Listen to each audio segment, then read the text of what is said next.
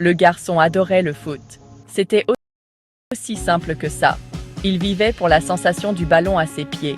Il passait des heures dans la rue, à dribbler, tirer, rêver. Chaque instant libre était une occasion de jouer, à taper dans une canette, à jongler avec une balle de tennis. Le garçon respirait le foot. Il n'était pas le plus grand, il n'était pas le plus fort, mais il était rapide, il était agile, et il avait cette soif d'apprendre, de s'améliorer. Il observait les plus grands, les stars à la télé. Il étudiait leurs gestes, il s'entraînait dans sa tête. Le garçon allait devenir footballeur. Il n'en doutait pas une seconde. Le talent ne suffit pas. Le garçon le savait. Il s'entraînait, plus dur que quiconque. Tous les matins avant l'école. Tous les soirs après. Qu'il pleuve ou qu'il vente, il était là, sur ce terrain poussiéreux, à se dépasser. Il courait jusqu'à ce que ses poumons brûlent.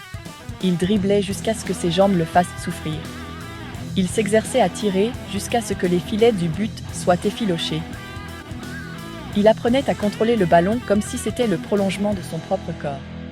Il travaillait ses faiblesses. Il perfectionnait ses forces. Il était implacable. Ce n'était pas facile. Il y avait des fêtes qu'il manquait. Des amis qu'il voyait moins souvent.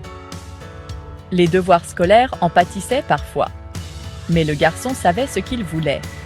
Il était prêt à en payer le prix. Il y avait des doutes, bien sûr. Des moments de frustration. Des fois où il avait envie de tout abandonner.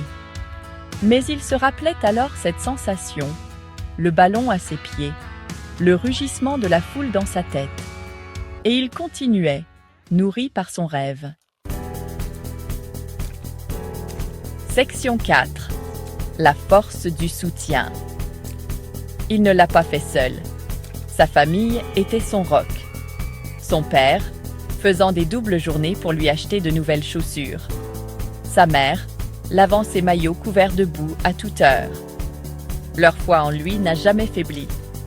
Ses amis aussi étaient ses plus grands fans, l'encourageant depuis les tribunes, le relevant quand il était à terre. Ils étaient ses frères, sa famille. Il ne serait pas là où il est sans eux.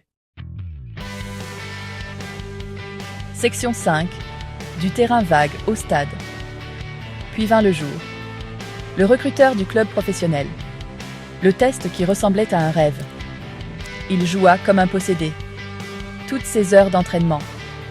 Tous ses sacrifices. Tout est ressorti. Le contrat est arrivé. Si. Il était footballeur professionnel. Des rues poussiéreuses aux lumières éclatantes du stade. Son voyage ne faisait que commencer. Il avait encore beaucoup de chemin à parcourir, mais une chose était sûre, il vivait son rêve.